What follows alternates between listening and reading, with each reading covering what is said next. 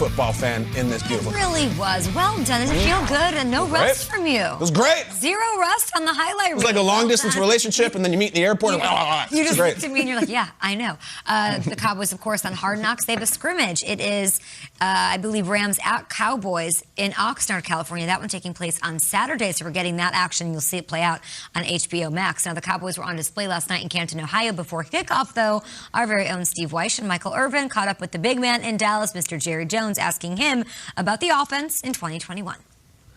How do we discern what we are now? Is this a run-first football team, or is this a pass-first football team that can run, or it's a run-first football team with a great passing game? How do we discern the identity? We'll hopefully be a team that can take advantage of all that firepower at receiver we've got, take advantage of all that quickness out of the backfield, and then plus use that good offensive line to wear on them so that when we get in that fourth quarter, we've got them worn down.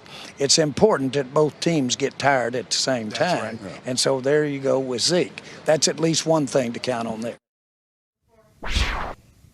We love Mr. Jones here. He didn't exactly answer the question, so we'll try to hear. What does the ideal Cowboys offense look like in 2021? Triggs, as much as I like Dak Prescott throwing for 400 yards a game to start the season, that 1-3 start did not help. What should it look like? What will it look like? Ideally, it's balanced, but we got a glimpse of CeeDee Lamb on the sideline yesterday, and I just got excited thinking about what he can be with Dak, because they only had those first few weeks together, and it was crazy. Erin Andrews was interviewing CeeDee Lamb, and in the middle of the interview, she breaks the fourth wall. She's like, we've never really met before. We met on Zoom last year. I did a bunch of Cowboys games. This is the first time we're actually meeting in person. He's tall. And he's like, yes, ma'am, and thank you, and I appreciate you saying that. And, this guy is going to be a beast. And last year, didn't have Dak, didn't have a real preseason, didn't have a training camp of normal sorts, and everything out of Dallas that this guy is not only the number one in Dallas, but could be a top 5 wide receiver in the league. CeeDee Lamb is going to be a problem for a lot of teams. And now you've put him with Dak, who wasn't out there yesterday, wasn't even with the team yesterday, but will be there week 1 against Tampa. I just think we're about to see a start of a really cool connection. And I love Amari and I love Gallup, but I think Dak to CeeDee Lamb is going to be one of the best connections in all of football this year. And we just saw a glimpse of his personality, and it was just crazy to me that last year, full season happened, never met Erin Andrews in person, and never had a preseason game. So now maybe this is really where we see the CeeDee Lamb that we thought we were getting, and he was really good last year. Yeah, without Dak, the multiple quarterbacks he's played with. I love this question because it's fitting. That's why Michael Irvin asked it. What's the identity of this team? Because they are super talented. And oftentimes there are teams that are loaded at running back, tight end, and wide receiver, and they don't know what their identity is. You can have a strong team on paper and then struggle to call a game week in and week out. But just like Jerry said, it's about the firepower. Yeah. Firepower. What was the word, Mr. Jones? So it's the firepower. And if there is any identity they want to lean on, it's Zeke. Speaking of Erin Andrews, she was talking to Zeke, and she's like, so what's going on? There's all of this talk about you losing weight and being in better shape. And he's like, yeah, I did. I changed my diet, and I worked out a little bit more. And I've done some different things to help me become a little bit more agile and quicker. And I love it. And I know he wasn't on the field, but he does look thinner. He does look like he's a little bit more sleek. And that's what we want out of Zeke. And that big old smile right there, just like we were talking about with Aaron Rodgers a couple of segments ago, when a guy is smiling like that, it's almost like he knows something that you don't know. And I feel like Zeke knows that he's going to get back on the field and remind everybody why there was so much hype around him. So what is the identity? What is the ideal offense supposed to look like for the Cowboys? It's leaning on Zeke and then torching teams in the pass game when they load the box. I tend to agree with you. The Lamb thing is really exciting, and I feel like, all right, week 1, CeeDee Lamb arrives. He's a superstar, and he has 7 catches for 131, and they lose 37-31 to Tampa. You know what I mean? Like, I worry about that it's all fireworks and no substance. Peter, you weren't here when we got into this. You were away, but the Zeke thing, it wasn't just that he lost weight. It wasn't just that he changed his diet, because we hear that about everybody. The specific news nugget was he was at his freshman in college weight. And I started thinking about young Zeke in Ohio State, and it got me so excited because it was just like a game breaker. Like, he would have an 85-yard run running away from corners. We haven't seen that Zeke since 2016. He just seems so thick and sort of sloppy, and he can take the hits and everything, but just 4 yards, 3 yards. Like, I want bam, fast. And you're right, Nate. Like, I wasn't sure about that 218 thing. I'm like, let's see this thing. Because he wears the baggy sleeves and everything. Last night he looked trim. He looked really trim. And listen, it's early in the preseason. Maybe that weight goes up. I hope not.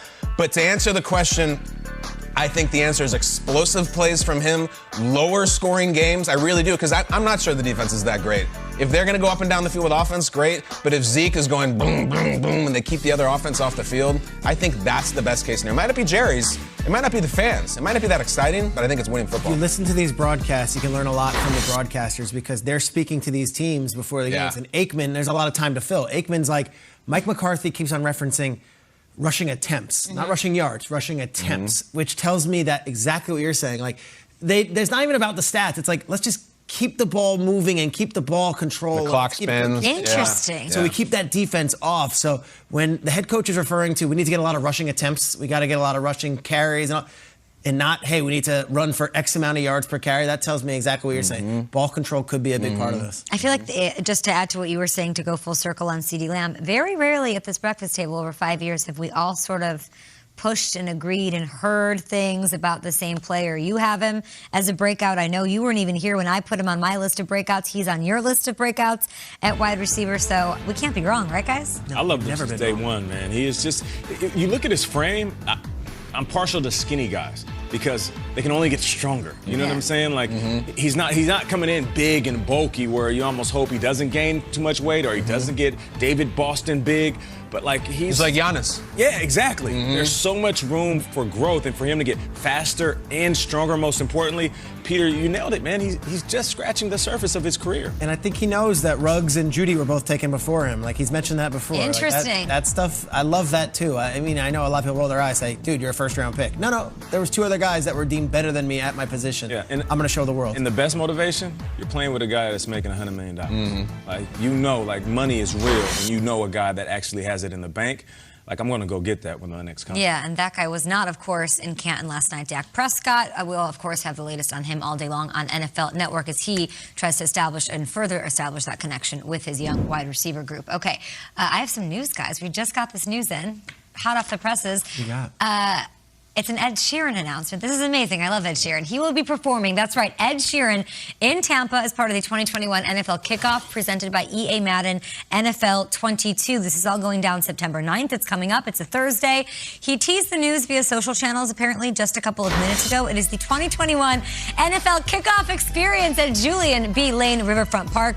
It'll open up at noon Eastern on Thursday, September 9th, and we'll have interactive games, activities. The whole family gets to hang out and enjoy Ed Sheeran taking the stage at approximately 7 p.m. Eastern, which is sure to include, I mean, Bad Habits is like a... You know what? When I like to cook on Friday and have a few drinks and I play songs that I love Beautiful People by Ed Sheeran. Yeah. It's about being in LA out at a party, you don't really fit in and everyone's superficial, but it's a gorgeous chorus. I listen to it all the time. I think it's actually better than Marilyn Manson Beautiful People. I'll die on that hill. I really will. I'm into this. I'm an Ed Sheeran fan. I also love the NFL kickoff event, and I'll never forget Kyle and Kay, I believe you were there too, on the stage when Meghan Trainor broke it down in Chicago. Now Tampa fans can enjoy Ed Sheeran. It's cool. It's great. It's a good way to start things off. Yeah, I like it. I hope he brings somebody on stage. Like, he's had some dope collaborations with some top artists. You know? Have you guys ever seen him live? No, I haven't. I'll just say this. I've seen we love concerts, we love live music. Very few people can go into a stadium solo and sort of steal the show and hold the stage. A lot of people have bands behind them. Gillette Stadium, a couple years ago, he went in there. It's just him, a bunch of pedals. I was like, how's this gonna go? Wearing a flannel. And crushed it. Absolutely crushed it. Chris Martin did pop up on stage. Gwyneth Paltrow was there. I was in an elevator with her. He comes on, they sing Yellow. I freaked out. Ed Sheeran's such an incredible performer. I'm excited about this big time. Nice. You ever see that movie too where the Beatles don't exist? He's in that and he's really good in it. He performs a lot. Check that movie out. It's Is it a good movie? I loved it. Yeah, it's cool. There's a novel concept. All of a sudden, the Beatles never happened. Yeah, I want to see it. And this guy fakes that he made up all their songs. He becomes really good friends with Ed Sheeran's Sheeran. amazed with his music. Yeah, and he's like, wow, you're a genius. And then they compete, Ed Sheeran versus the Beatles guy. It's great. He's very talented. Ed Sheeran in Game of Thrones. Yeah, it's fine. Everyone lost their minds about it. He sits down. He was one of the Lannisters, which is not ideal, but I thought he did a nice job. Yeah. He sings I Don't Care with Justin Bieber. Biebs want to pop up at Kickoff? Sure. We'll see. That's Bad Habit is new single in the background you're hearing. Hopefully we'll get some of his music on our show. That would make me very happy. And it'll make me happy to